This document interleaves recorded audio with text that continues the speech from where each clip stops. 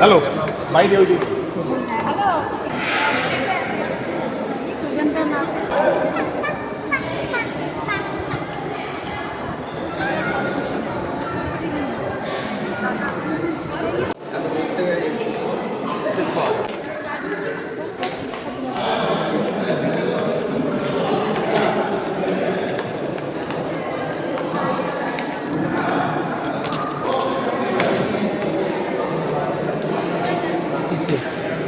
চপ্পল কেন খুলছো?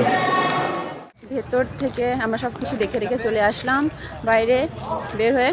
তো ভেতরে যদি যাও বেসিক্যালি দেখতে গেলে যদি বিল্ডিংটা জাস্ট দেখতে যাও অনেকই ভালো, কিন্তু যদি ডিপলি মিনিং বুঝতে যাও অনেকই খারাপ। কেননা জানো এটা কিসের জন্য এই মেমোরিয়ালটা বানানো হয়েছে? আমরা 200 বছর যে ইংরেজরা আমাদের উপর রাজত্ব করেছিল সেই একটা প্রতিচ্ছবি হিসেবে এই জিনিসটা একটা মেমোরিয়াল তৈরি করা হয়েছে। তো যদি যত ডিপলি ভাবতে যাবে ততই খারাপ লাগবে। আমাদেরও অনেক জিদ উঠেছে, খারাপ লেগেছে, বাট লাস্টে আমাদের ফ্রিডম ফাইটার্সদের ছবি দেখলাম, মনটা ভালো হয়ে গেছে। আর ওই টাইমে আমি আর ভিডিও করিনি, আর ইচ্ছা ছিল না, আমি বাস মন ভরে দেখছিলাম, ঢুকে গেছিলাম ভেতরে। তো তোমরা যারা যারা এসছো ওরা জানাবে তো যে তোমাদের কি প্রতিক্রিয়া হয়েছিল, তোমাদের মনের ফিলিংসটা একবার শেয়ার করবে আমাদের সাথে, যে ঠিক এরকমই হয়েছিল না আমাদেরই আলাদা একটু এক্সট্রা হচ্ছে এরকম ফিলিংস, কমেন্ট করে জানাবে ফ্রেন্ডস। তো এখন এখান থেকে আমরা বের হয়ে কোথায় যাচ্ছি দেখতে থাকো আমরা, বিকজ আমরা নিজেও জানি না।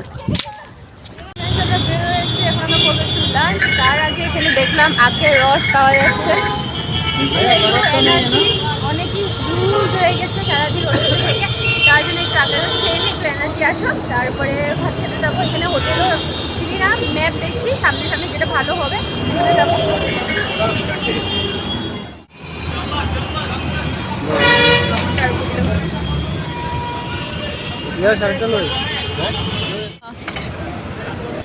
এখানে দেখতে পাচ্ছ কি সুন্দরভাবে স্ট্রিট ফুড বসেছে, পুরা দাম অনেকটাই মিনিমাম।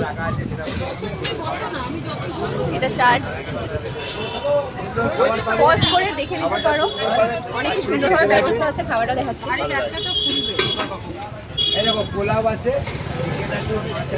এখানে আমরা অর্ডার দিলাম পোলাও আর মাংস। দিদিকে দিয়ে দিই পোলাওটা। দেখি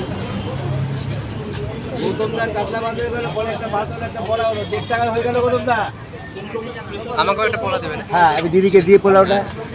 পোলাওয়ের সাথে বেশ বড় বড় 2 পিস মাংসের টুকরা দিল, আর দাম নিয়েছিল 150 টাকা করে। তো আমার সাইজ হিসাবে, কোয়ান্টিটি হিসাবে কিন্তু দামটা বেশি লেগেছে। তোমাদের মতামতকে কমেন্টে নিশ্চয় জানিও।